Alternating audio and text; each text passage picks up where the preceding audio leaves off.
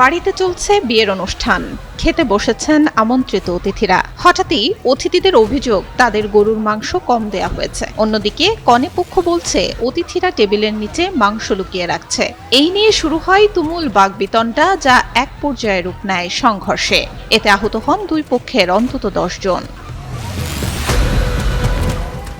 সোমবার বিকেল ৩টায় ফরিদপুরের ভাঙ্গা উপজেলার দেওড়া নয়াকান্দি গ্রামে এমন ঘটনা ঘটে। এলাকাবাসী জানান, ওই গ্রামের বাসিন্দা লাভলু শেখের মেয়ের বিয়ের অনুষ্ঠান চলছিল। সেই উপলক্ষে বরপক্ষ, আত্মীয় স্বজন ও গ্রামবাসীকে দাওয়াত দেয়া হয়। নন ইনভার্টার এসির দামে ঘরে আনুন বিদ্যুৎ সাশ্রয়ী ইনভার্টার এসি। এখন 1.5 টন মাই ওয়ান ইনভার্টার এসি মাত্র 48,900 টাকা পাওয়া যাচ্ছে মিনিস্টার শোরুমে।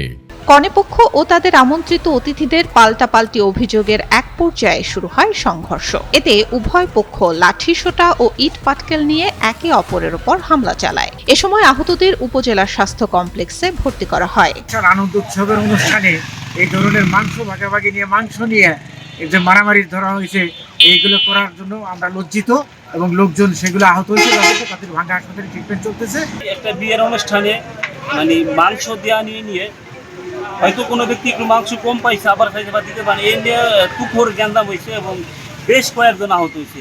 পুলিশ জানায়, সংঘর্ষ হয়েছে কনেপক্ষের সঙ্গে গ্রামবাসীর। বরপক্ষের কোনো ঝামেলা হয়নি। খবর পেয়ে পুলিশ ঘটনাস্থলে গিয়ে পরিস্থিতি স্বাভাবিক করলে বরপক্ষ আবার মেয়ের বাড়িতে আসে এবং বিয়ে সম্পন্ন হয়।